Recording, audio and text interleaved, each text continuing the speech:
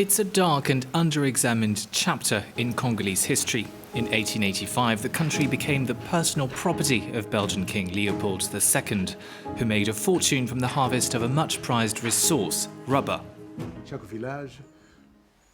Each village had a quota to meet. If you didn't meet the quota, you were punished. How? They'd cut off your arm. A barbaric practice which historians say claimed millions of victims, yet has long remained forgotten. That's because when the Congo became a Belgian colony in 1908, Leopold ordered the burning of all state archives. To this day, few historians have written about that period.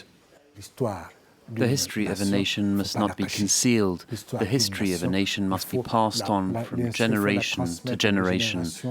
Our children, our grandchildren must learn that history.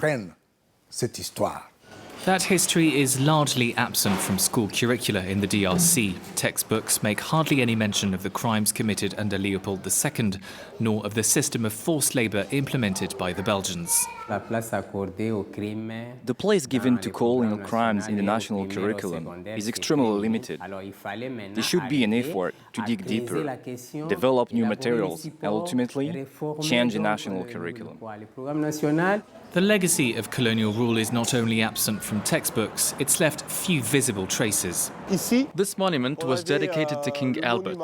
There was a statue right in front of it, mounted on steel rods, which you can see right there. Statues of colonial rulers in the DRC were toppled after independence in 1960, but some people say they should be reinstated. This politician believes that breaking from Congo's past like this has obscured understanding of the lasting impact of colonialism. You can't replace history with nothing. The statues were removed. But then what happened? We've been colonized, we must accept it and we must try to live with it. Some statues are now on display at the National Museum in Kinshasa. Meanwhile, insecurity, economic exploitation and political instability continue to weigh on the nation's progress.